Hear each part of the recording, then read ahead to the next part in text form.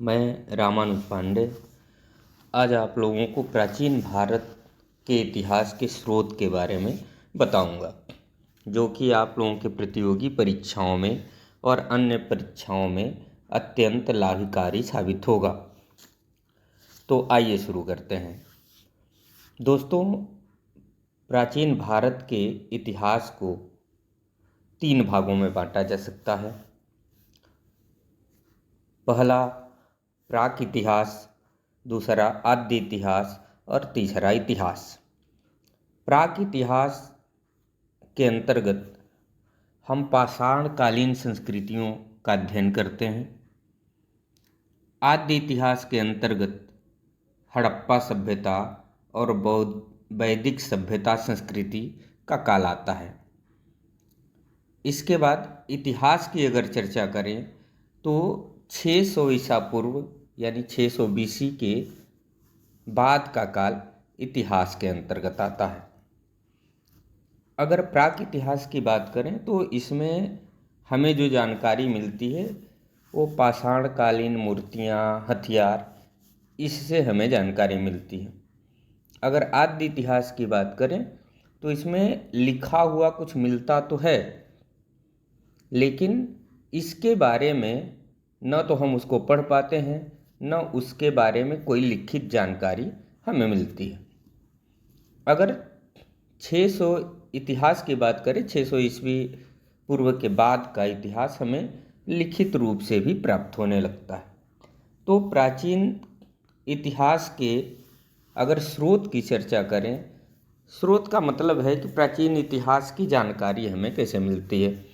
तो प्राचीन इतिहास की जानकारी का जो मूल स्रोत है वो पुरातात्विक स्रोत है, साहित्यिक स्रोत है, और विदेशी यात्रियों ने जो अपने यात्रा वृतांत में या जो वर्णन किया है उससे हमें प्राचीन इतिहास की जानकारी प्राप्त होती है।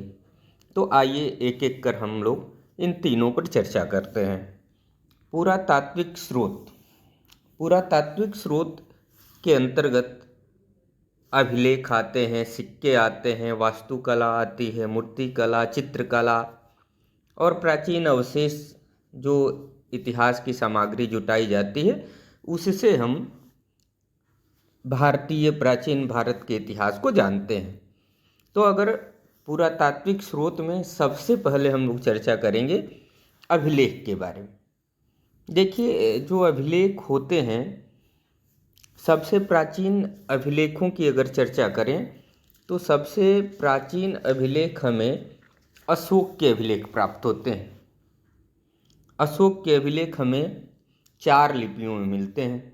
अक्सर PCS और IAS की परीक्षाओं में पूछा जाता है कि अशोक के अभिलेख किन किन लिपियों में मिलते हैं। तो 4 लिपियों में मिलते हैं, ब्राह्मी में, खरोष्ठी में, ग्रीक और आरामेकई। आरामेकई, इन 4 लिपियों में हमें अशोक के अभिलेख प्राप्त होते हैं। अगर ब्राह्मी लिपि की बात करें तो सबसे पहले 1837 ईस्वी में जेम्स प्रिंसेप ने ब्राह्मी लिपि को पढ़ा था। खरोष्ठी लिपि का विकास ईरानी लिपि आरामेइक से होती है, और जो खरोष्ठी लिपि है वो दाएं से बाएं लिखी जाती है। अशोक के 40 से अधिक अभिलेखों में केवल 4 ऐसे अभिलेख हैं जिसमें अशोक का नाम हमें मिलता है। वो 4 अभिलेख हैं मस्की अभिलेख, गुर्जरा अभिलेख, निट्ठूर और उदयगोलन अभिलेख। इन केवल 4 अभिलेखों में ही अशोक के नाम मिलते हैं, बाकी अभिलेखों में अशोक के नाम हमें नहीं मिलते। अभी अशोक के अभिलेखों से हमें उसके नीतियों की जानकारी मिलती है। जैसे अशोक का एक अभिलेख है भाब्रू लघु शिलालेख। इसमें अशोक द्वारा बौद्ध धर्म के त्रिरत्नों पर आस्था प्रकट की गई है। इसी तरीके से महास्थान और सहगौरा अभिलेख में हमें अशोक के अकाल नीतियों के बारे में जानकारी मिलती है। यानी जो अभिलेख होते हैं उनसे राजाओं की नीतियों के बारे में, उन्हें उनके क्रियाकलापों के बारे में हमें जानकारी मिलती है। इसी तरीके से रुक्मिणीदेयी अभिलेख है, इसमें अशोक के कर नीति के बारे में हमें जानकारी मिलती है। अगर अशोक के बाद के अभिलेखों की चर्चा करें तो दो प्रकार के हमें अभिलेख प्राप्त होते हैं, एक सरकारी अभिलेख और दूसरा निजी अभिलेख। अब ये जो सरकारी अभिलेख हैं ये भी दो प्रकार के होते हैं। सरकारी अभिलेख सरकार द्वारा यानी राजाओं द्वारा निकाले जाते थे और ये दो प्रकार के होते हैं, प्रशस्तियाँ और भूमि अनुदान पत्र। जो प्रशस्तियाँ होती हैं राज कवियों द्वारा लिखी जाती हैं और इनमें जो राज कवि होते हैं मूल रूप से राजाओं की उपलब्धियों का वर्णन करते हैं, उनकी प्रशंसा करते हैं। कवियों को इसीलिए रखा ही जाता था कि वो राजाओं की प्रशंसा करें, तो उनकी प्रशंसा में वो जो लिखते थे उसे प्रशस्तियाँ कहा जाता है। ऐसी प्रशस्तियाँ हमें मिलती हैं जैसे कालिंग राजा खारवेल का हाथी गुफा अभिलेख है, गौतमी बालश्री का नासिक अभिलेख है, शक रुद्रादमन का जूनागढ़ अभिलेख है। ध्यान रखिएगा, शक रुद्रादमन का जो जूनागढ़ अभिलेख है इस संस्कृत भाषा में पाया गया पहला अभिलेख है। समुद्रगुप्त का प्रयाग प्रशस्ति है। ध्यान रखिएगा, समुद्रगुप्त का प्रयाग प्रशस्ति अक्सर पूछा जाता है और यह हरिसेन द्वारा लिखा गया था और यह चंपू काव्य शैली में लिखा गया था। इसके बाद चालुक्य पुलकेशिन द्वितीय का ऐहोल प्रशस्ति है। जो ऐहोल प्रशस्ति है राजकीर्ति द्वारा लिखा गया था और इसमें गुर्जर जाति का उल्लेख है और कालिदास का उल्लेख भी हमें चालुक्य पुलकेशिन द्वितीय के ऐहोल प्रशस्ति से मिलती है। इसी तरीके से बंगाल के विजय सेन का देवपाड़ा अभिलेख भी बड़ा महत्वपूर्ण है। अब हमने दूसरा बताया भूमि अनुदान पत्र।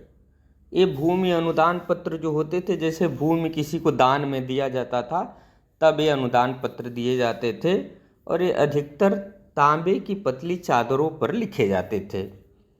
भूमिदान का पहला अभिलेख का प्रमाण हमें सातवाहन काल में प्राप्त होता है।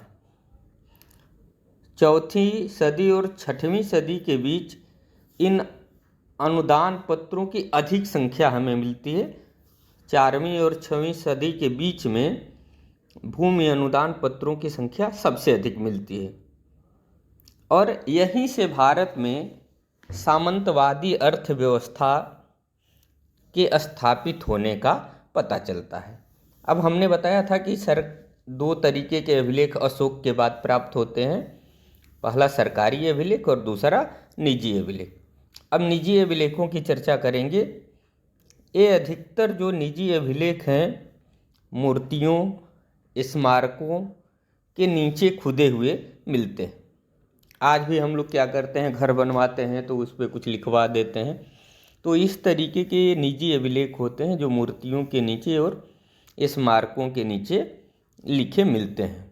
जैसे ऐसे जो निजी अभिलेख हैं बेसनगर यानी विदिशा से प्राप्त है हमें हेलियोडोरस के गरुड़ स्तंभ लेख, तथा एरण से हमें बराह प्रतिमा पर, बराह मतलब सुअर होता है, बराह की प्रतिमा पर पूर्णराज तोरमण का एक लेख मिलता है। इसके बाद हमें जो प्राचीन भारत के इतिहास का पता चलता है वो सिक्कों से पता चलता है। भारत में सिक्कों का प्रचलन जो शुरू होता है वो 5वीं सदी ईस्वी पूर्व से शुरू होता है। जो भारत के प्राचीन सिक्के हैं उनको आहत सिक्के कहा जाता है। आहत सिक्के का मतलब होता है जिसको पीट के बनाया जाता था, जो चांदी अथवा तांबे के बने होते थे और इन्हें पीट कर बनाया जाता था, चांदी और तांबे को पीट दिया जाता था, उन्हें आहत सिक्के के रूप में प्रयोग किया जाता था। पहली बार अगर हम चर्चा करें तो पहला ढला हुआ सिक्का जारी करने का अगर किसी को श्रेय दिया जा सकता है तो हिंद यवन शासक मिनांडर को दिया जाता है कि उसने पहली बार ढला हुआ सिक्का, जैसे ढाला जाता है सिक्का, उसका प्रचलन शुरू किया था। ये जो सिक्के होते थे इससे शासकों के, राजाओं के विजयों के बारे में पता चलता है। इससे ये पता चलता था कि कौन राजा कौन सा वाद्य यंत्र बजाना पसंद करता है। इससे राजाओं के धार्मिकता का पता चलता है, किस देवता को मानता है। उनके आर्थिक इतिहास के बारे में हमें पता चलता है। जैसे कि अगर समुद्रगुप्त के सिक्के की बात करें तो उसमें अश्वमेध यज्ञ का पता चलता है। समुद्रगुप्त के बीड़ा वादक यानी बढ़िया बीड़ा बजाते थे, इसका पता चलता है।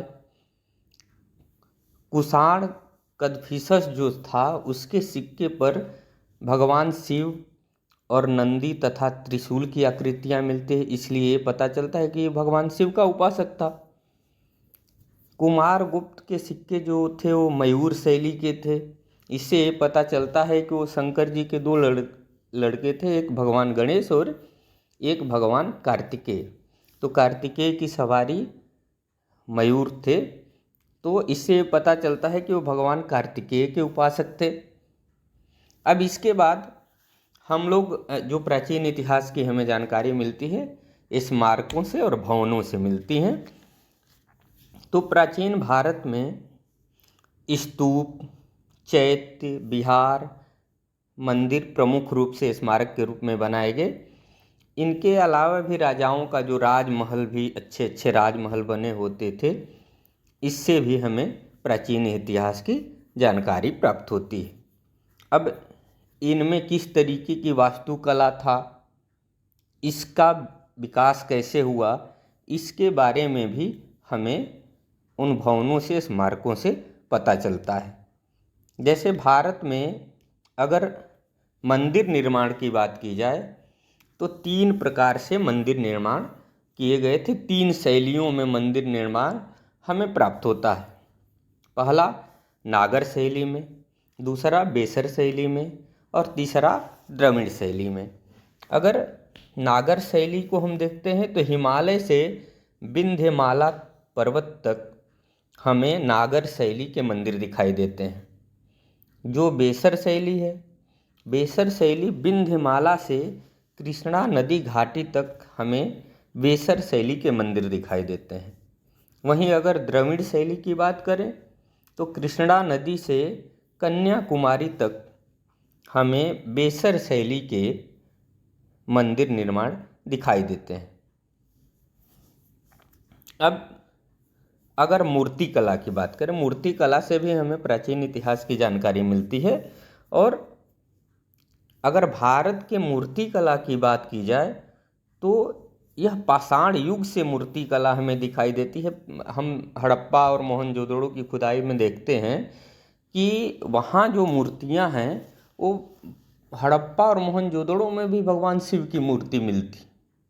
तो अगर मूर्तियों के इतिहास को देखा जाए तो पाषाण काल तक हम मूर्तियों के इतिहास को देख सकते हैं। मूल रूप से जो मूर्तियों की बात करें तो हमें कुषाण काल से, कुषाण काल जब भी हम कहेंगे आप लोग कनिष्क को ध्यान में रखें। कनिष्क कुषाण काल का एक बहुत बड़ा शासक था।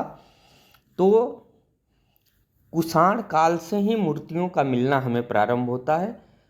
अगर हम मूर्तिकला की बात करें तो सबसे पहले हम बात करेंगे कुषाण कालीन मूर्तिकला की, फिर गुप्त कालीन मूर्तिकला की, और गुप्त काल के बाद गुप्तोत्तर कालीन मूर्तिकला की बात करेंगे।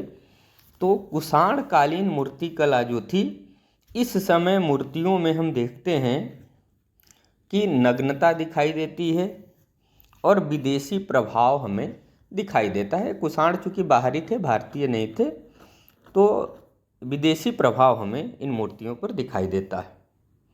अगर गुप्तकालीन मूर्तिकला की बात करें तो इन मूर्तियों में हमें स्वाभाविकता दिखाई देती है और इस समय मूर्तियों में नग्नता नहीं दिखाई देती है।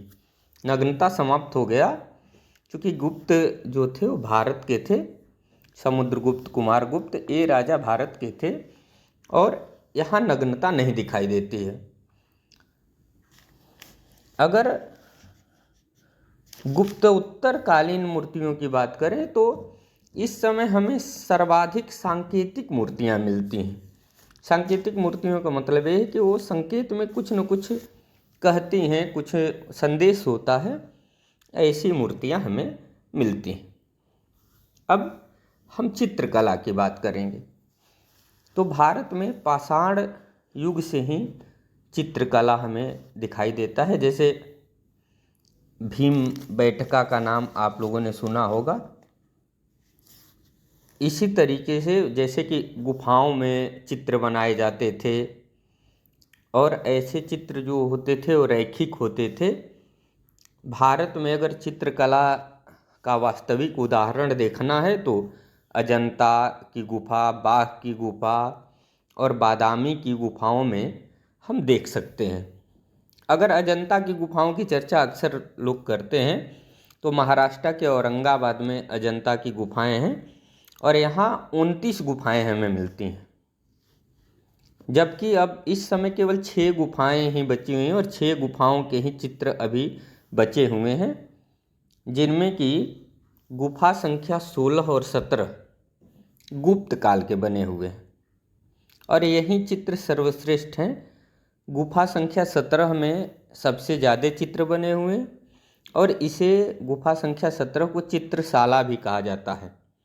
गुफा संख्या 16-17 से जो प्राप्त चित्र है, माता एवं शिशु एवं मरणासन राजकुमारी के चित्र सबसे सुंदर हैं।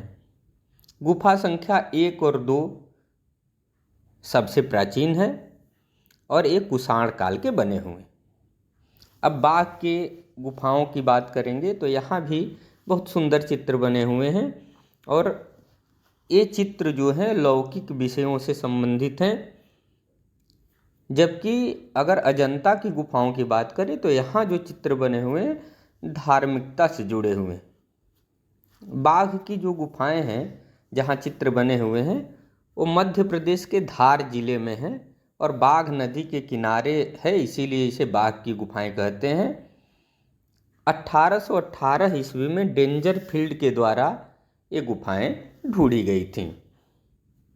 अब अवशेष की अगर हम चर्चा करें तो भारत में पाषाण काल से मानव की जानकारी और उसके द्वारा बनाए गए पत्थर के औजार से हमें प्राचीन इतिहासों की जानकारी मिलती है और ऐसे अवशेष हमें पूरे भारत में मिलते हैं। जो प्राचीन समय में मानव ने पत्थर के हथियार बनाए, ये सब चीज़ें हमें पूरे भारत में मिलती। खासकर अगर पर्वतीय क्षेत्र कहें, पठारी एरिया कहें, नदी घाटी कहें, तो ऐसे अवशेष हमें ऐसे जगहों से प्राप्त होते हैं। इसी तरीके से हड़प्पा सभ्यता के बारे में जानकारी प्राप्त हुई। हमें पता चलता है कि उस समय भी लोग दुर्ग बनाते थे, नालियाँ बनाते थे, मुहर बनाते थे। इन सब चीज़ों के अवशेष हमें प्राप्त होते हैं। इसी तरीके से हमें धातुओं के प्रयोग की भी जानकारी मिलती है कि लोग लोहे का प्रयोग करते थे, तांबे का प्रयोग करते थे। और हम अगर लोहे के प्राचीन उपकरण की बात करें तो पश्चिमी उत्तर प्रदेश के अतरंजी खेड़ा से हमें लोहे के हथियार प्राप्त होते हैं सबसे पहले। जबकि साहित्य के अनुसार अगर हम देखें तो लोहे के प्रयोग की तिथि 700 ईस्वी पूर्व के करीब से मानी जाती। अब हम साहित्यिक स्रोत की बात करेंगे।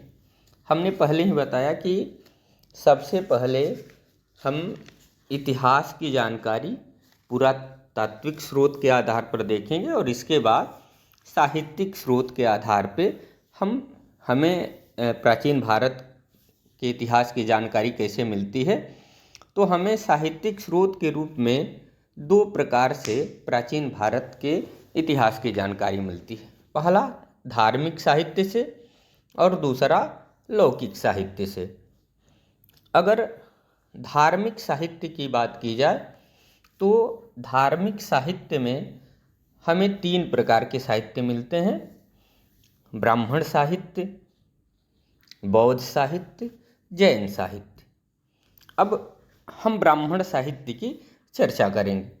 ब्राह्मण साहित्य में मूल रूप से वेद, ब्राह्मण ग्रंथ, आरण्यक, उपनिषद, वेदांग, स्मृतियाँ, महाकाव्य, पुराण, ये सब आते हैं। थोड़ा सा इस पे हम लोग चर्चा करेंगे। तो अगर वेदों की बात करें तो सभी लोग जानते हैं 4 वेद हैं: ऋग्वेद, सामवेद, यजुर्वेद, अथर्ववेद। सबसे प्राचीन वेद की अगर चर्चा करें तो ऋग्वेद प्राचीन वेद है और यह ऋचाओं में बंधा हुआ है। इसमें कुल 10 मंडल हैं, 128 सूक्त हैं और 10,400 मंत्र हैं। यह 8 अष्टक और 64 अध्यायों में बटा हुआ है। अब गायत्री मंत्र इसी में मिलता है, तीसरे मंडल में, ऋग्वेद के तीसरे मंडल में गायत्री मंत्र मिलता है और इसे विश्वामित्र ने रचा था। ऋग्वेद के दूसरे मंडल से 7वें मंडल को वंश मंडल कहा जाता है। ऋग्वेद का जो 7वां मंडल है सबसे प्राचीन है और 10वां मंडल सबसे नया है।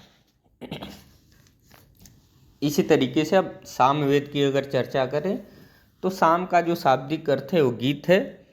इसमें गाए जाने वाले मंत्रों का संकलन किया गया है। इसमें कुल 1549 ऋचाओं में 75 नई हैं और बाकी सब ऋग्वेद के ही मंत्र हैं। गीता में भगवान कृष्ण ने खुद को वेदों में सामवेद कहकर सामवेद के महत्व को बताया है। सामवेद के मंत्रों को जो गाते थे, जो पुरोहित होते थे, उनको उद्गाता कहा जाता है।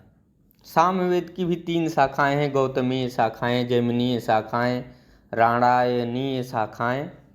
और सामवेद का उपवेद गंधर्व वेद है। मैंने ऋग्वेद के उपवेद की चर्चा नहीं की थी, तो ऋग्वेद का उपवेद आयुर्वेद है और सामवेद का उपवेद गंधर्व वेद है। अक्सर ये पूछा जाता है।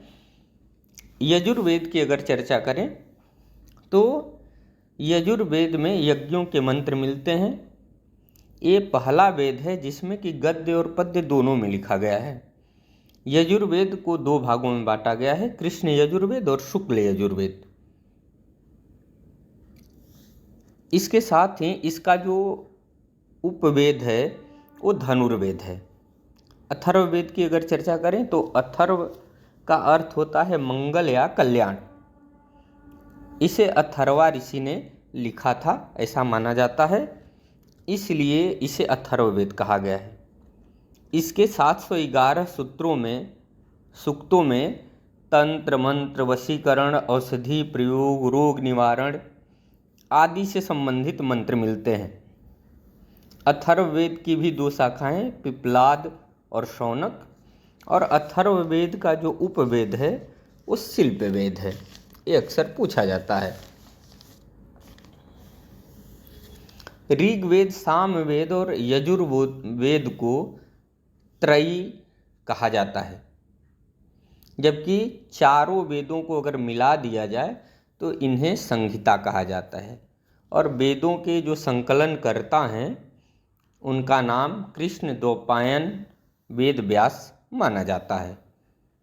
इसके बाद ब्राह्मण ग्रंथ की अगर चर्चा करें तो ब्रह्म का अर्थ है यज्ञ, अर्थात यज्ञ के विधि विधानों को भली भांति समझने के लिए एक गद्य में लिखे गए हैं।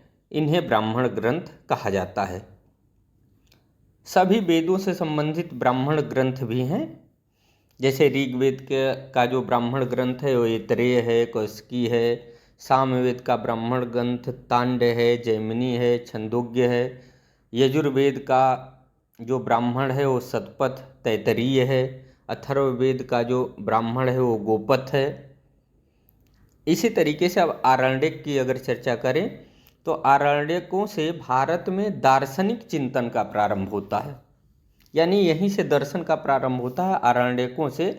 आरण्य मतलब जंगल होता है और चिंतन जो होता है वो जंगल में ही आदमी जाकर शुरू करता है, दर्शन का चिंतन, ईश्वर का चिंतन। तो आरण्यकों से ही दर्शन का प्रारंभ भारत में होता है। चूँकि ये ग्रंथ वन में लिखे गए हैं इसीलिए इन्हें आरण्यक कहा जाता है और इनकी संख्या 7 है।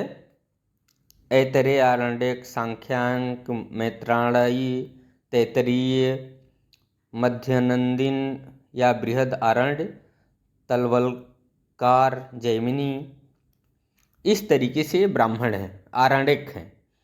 उपनिषद, उपनिषदों का शाब्दिक अर्थ है निकट आकर निष्ठापूर्वक बैठना।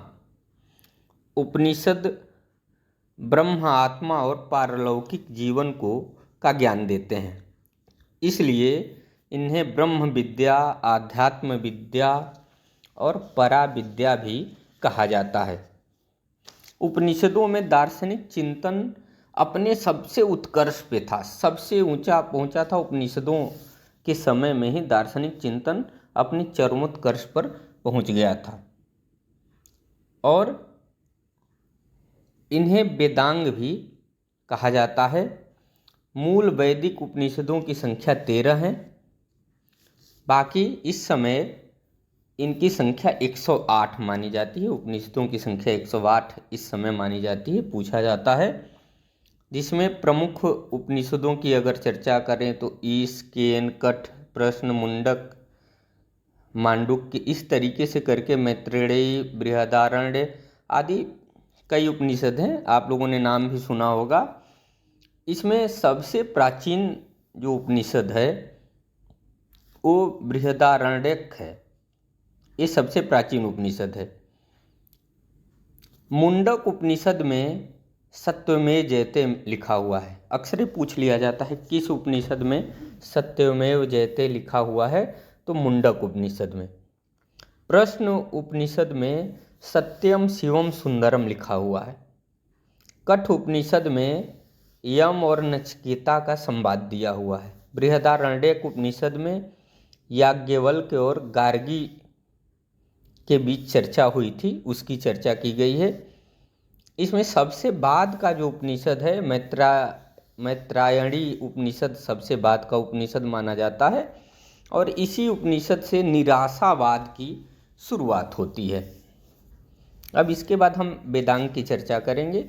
वेदांग की शाखाएं 6 हैं: शिक्षा, कल्प, व्याकरण, निरुक्त, छंद, ज्योतिष।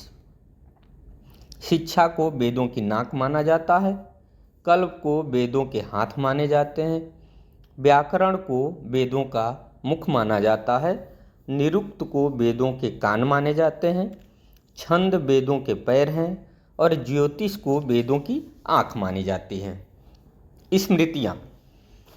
स्मृतियाँ भारतीय विधि के प्राचीनतम ग्रंथ माने जाते हैं, जिनमें सामाजिक विषयों का भी निरूपण हमें मिलता है। प्राचीन स्मृति में मनुस्मृति प्राचीन स्मृति है और मनुस्मृति को भारत की प्राचीन स्मृति माना जाता है और मनु जो थे उनको भारत का प्रथम विधिवेत्ता भी माना जाता है, प्रथम जुरिस्ट माना जाता है। स्मृतियों से हमें उस समय के सामाजिक, आर्थिक, राजनीतिक जीवन का पता चलता है। अगर मान्य स्मृतियों की बात करें तो 18 स्मृतियां हैं। वैसे तो स्मृतियों की रचना 17वीं शताब्दी तक हुई है, जिसमें कि मनु स्मृति, याज्ञवल्क्य स्मृति, नारद स्मृति, पराशर स्मृति, बृहस्पति स्मृति ये प्रमुख हैं। अब हम चर्चा करेंगे महाकाव्य की। भारत के इतिहास को जानने के लिए महाकाव्य भी महत्वपूर्ण स्रोत हैं, और भारत के इतिहास को जानने में जो महाकाव्य हैं भारत के, वो दो महाकाव्य हैं, सभी लोग जानते हैं, रामायण और महाभारत। रामायण की रचना आदि कवि महर्षि वाल्मीकि के द्वारा लगभग 5वीं सदी ईस्वी पूर्व में प्रारंभ हुई, और जिसका अंतिम रूप गुप्त काल में लगभग 4वीं सदी में पूर्ण हुआ। महाभारत जो था वो लगभग 4वीं सदी ईस्वी पूर्व में महर्षि वेदव्यास द्वारा लिखा गया, और इसका अंतिम रूप गुप्त काल में 4वीं सदी में सामने आया। महाभारत 3 चरणों से होकर गुजरता है। प्रारंभ में जब महाभारत में 8,800 श्लोक थे तो इसे जय संहिता कहा गया। जब इसमें 24,000 श्लोक हो गए तो इसे भारत कहा गया। जब इसमें श्लोक बढ़कर 1,00,000 हो गए तो इसे सत संहिता या महाभारत कहा गया। अब पुराण पर हम लोग चर्चा करेंगे। पुराण का अर्थ है प्राचीन विवरण या प्राचीन आख्यान। पुराण मूल रूप से 18 हैं, और पुराणों के जो रचयिता हैं लोमहर्ष या उनके पुत्र उग्रश्रवा माने जाते हैं, जिसमें केवल 5 विष्णु, वास्र, मत्स्य, ब्राह्मण्य, भागवत में केवल प्राचीन राजाओं की वंशावलियों के बारे में पता चलता है। जो पुराण हैं उनके 5 विषय बताए गए हैं: सर्ग, प्रतिसर्ग, मनवंतर, वंश, वंशानुचरित। अब इसके बाद हम लोग चर्चा करेंगे बौद्ध साहित्य की। ये हमने ब्राह्मण साहित्य की चर्चा की, अब हम चर्चा करेंगे बौद्ध साहित्य की। तो बौद्ध साहित्य में जो प्रमुख ग्रंथ लिखे गए जिससे कि प्राचीन भारत के इतिहास के बारे में पता चलता है, उनमें सुत्त पिटक, विनय पिटक, अभिधम्म पिटक, जातक, दीपवंश एवं महावंश, दिव्यावदान, कथावस्तु आदि प्रमुख हैं। सुत्त पिटक जो था उसमें बुद्ध के उपदेशों और विचारों का संग्रह किया गया था। इसे स्वयं उनका जो सबसे प्रिय शिष्य आनंद था उसने उसे संकलित किया था। विनय पिटक जो था वो बौद्ध भिक्षुओं के आचार नियम आदि से संबंधित था। इसका संकलन उपाली ने किया था। अभिधम्म पिटक बौद्ध धर्म का दार्शनिक विवेचन करता है, और इसका संकलन करता मोगली पुत्र तिस्य था। अगर जातक ग्रंथों की चर्चा की जाए तो इसमें बुद्ध के 550 से अधिक पूर्व जन्मों की कहानियाँ बताई गई हैं। दिव्यावदान में अनेक राजाओं की कहानियाँ मिलती हैं। दीपवंश और महावंश की अगर बात करें तो ये 4वीं सदी 5वीं सदी में लिखे गए थे, और इसमें श्रीलंका के इतिहास के साथ साथ अशोक के बारे में भी जानकारी प्राप्त होती है। आर्य मंजूश्री मूलकल्प एक पुस्तक है। इसमें बौद्ध दृष्टिकोण से गुप्त राजाओं का विवेचन किया गया है, और इसमें वज्रयान संप्रदाय के सिद्धांत प्राप्त होते हैं। इस तरीके से अब हम जैन साहित्य की अगर बात करें जिससे कि हमें प्राचीन इतिहास की जानकारी मिलती है, तो जैन साहित्य को आगम या निसिद्धांत कहा जाता है। निसिद्धांत जैन आगमों का आधार 14 पूर्व माने जाते हैं। जैन साहित्य के अंतर्गत अंग 12, उपांग 12, छंद सूत्र 6, नंदी सूत्र 10, अनुयोग द्वार आदि आते हैं। जैन आगमों का वर्तमान रूप हमें 512 ईस्वी में वल्लभी में आयोजित जैन धर्म की दूसरी संगीति में दिखाई देता है, इसी के द्वारा निर्धारित हुआ। 12 अंगों में जो प्रमुख हैं उसमें भगवती सूत्र, आचारांग सूत्र, वासद दशाओं, विवांग श्रोयन सूत्र आदि हमें दिखाई देता है। अगर भद्रबाहु ने कल्पसूत्र लिखा था 4वीं सदी ईस्वी पूर्व में। जैन धर्म का प्रारंभिक इतिहास हमें इसी में मिलता है, भद्रबाहु के कल्पसूत्र में। हेमचंद्र का परिशिष्ट पर्वन, ये हेमचंद्र एक लेखक थे, उनके पुस्तक का नाम है परिशिष्ट पर्वन। इसमें चंद्रगुप्त मौर्य एवं महावीर के जीवन पर प्रकाश डाला गया है। इसी तरीके से जीनसेन का आदि पुराण, गुणभद्र का उत्तर पुराण भी हमें प्राचीन इतिहास के बारे में जानकारी प्रदान करता है।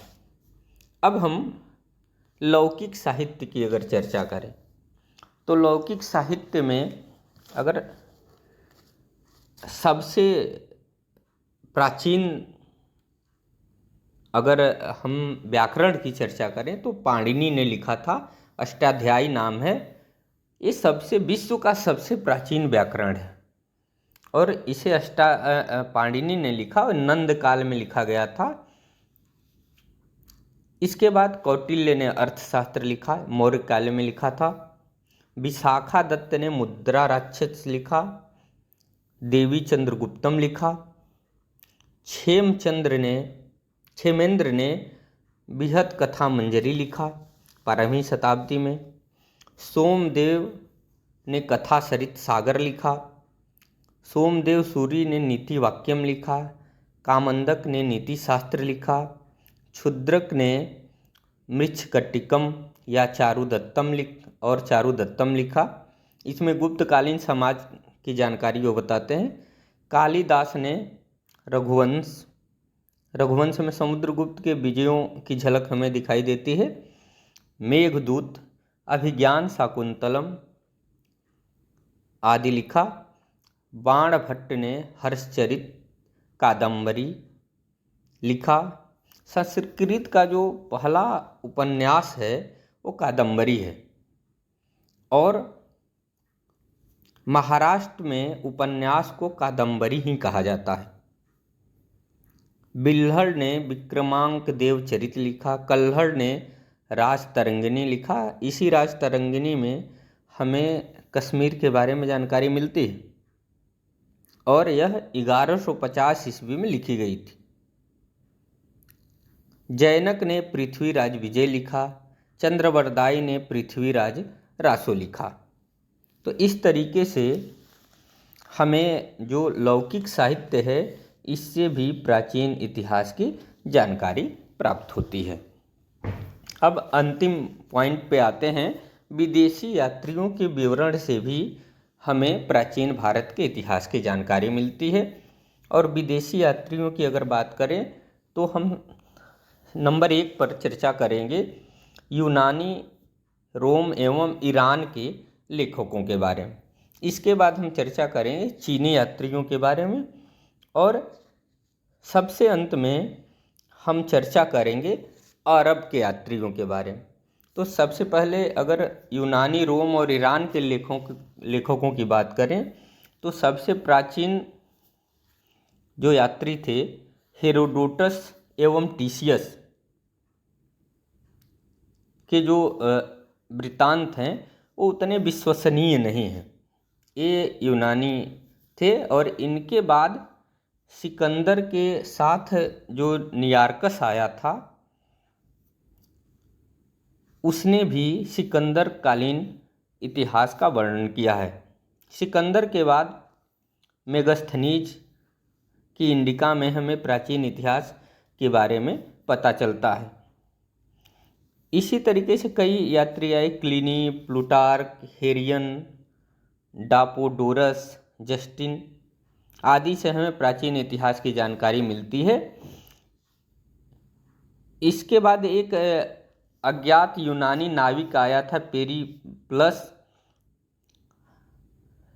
उस पेरिप्लस ऑफ दी इरिथियन 80 ईस्वी में, प्लिनी ने नेचुरल हिस्टोरिका लिखा लगभग 75 ईस्वी में, टालिमी जियोग्राफिका लिखा लगभग 150 ईस्वी में। इस तरीके से हमें प्राचीन इतिहास की जानकारी यूनानी लेखकों से प्राप्त होती है। अगर चीनी यात्रियों की बात करें तो चीनी यात्रियों में फाहियान, सुंगियोन, ह्वेनसांग, इत्सिंग आदि जो यात्री हैं, इनके रचनाओं से भी हमें प्राचीन इतिहास की जानकारी मिलती है। फाहियान जो भारत में आया था 399 से 414 ईस्वी में, गुप्त काल में भारत आया था, और उसकी प्रमुख रचना जो यात्रा वृत्तांत है, कई बार पूछा गया है, हो क्योंकि है। हो क्योंकि उसने लिखा था। और फाहियान आया तो था गुप्त काल में, लेकिन वो मूल रूप से मौर्य काल का वर्णन करता है। सुंगियून 518 ईस्वी में आया था। ह्वेनसांग 629 ईस्वी से 645 ईस्वी तक आया, और उसके यात्रा वृत्तांत का जो नाम है, ये भी कई बार पूछा जाता है, सीयूकी नाम है उसका। सीयूकी ह्वेनसांग ने लिखा था। इत्सिंग भी भारत आया 7वीं शताब्दी में, और उसके प्रसिद्ध पुस्तक का नाम है प्रसिद्ध भिक्षुओं की जीवन कथाएँ। प्रसिद्ध भिक्षुओं की जीवन कथाएँ। इसके बाद हम चर्चा करेंगे अरब यात्रियों की। अरब यात्रियों में मूल रूप से बिलादुरी, सुलेमान, अल-मसूदी, अल-बरनी, ये सब प्रमुख हैं। इनके वृत्तांतों से भी हमें प्राचीन इतिहास की जानकारी मिलती है। अरबों ने भारत के विषय में 9वीं शताब्दी से लिखना प्रारंभ किया था। बिलादुरी द्वारा लिखित जो किताब है कुतुब अल-दान 9वीं शताब्दी में लिखा गया था। इससे अरब आक्रमण की जानकारी मिलती है। सुलेमान 9वीं शताब्दी में, उसकी प्रसिद्ध पुस्तक का नाम था सिलसिल तुतवारिक। इस पुस्तक में, सुलेमान की पुस्तक से हमें पाल और प्रतिहार शासकों के बारे में जानकारी मिलती है। इसके बाद अल-मसूदी 915 ईस्वी में भारत आया। अबूरे हान या अल-बरनी 11वीं शताब्दी में वो भारत आया था, और उसकी प्रसिद्ध पुस्तक का नाम है तहकीक उल हिंद। इस तरीके से इन यात्रियों के यात्रा वृत्तांत से भी हमें प्राचीन भारत की जानकारी प्राप्त होती है। इस तरह से हमने प्राचीन भारत के इतिहास की जानकारी के जो स्रोत हैं, उन पर विस्तृत चर्चा की। मुझे पूरा विश्वास है कि आपके परीक्षाओं में, प्रतियोगी परीक्षाओं में या क्लास की परीक्षाओं में भी बहुत उपयोगी साबित होगा। और मैंने यथासंभव उन ऐतिहासिक तथ्यों की भी चर्चा की है जो कि कई परीक्षाओं में, प्रतियोगी परीक्षाओं में पूछे जाते हैं। तो धन्यवाद, फिर आगे हम मिलेंगे। ओके, धन्यवाद।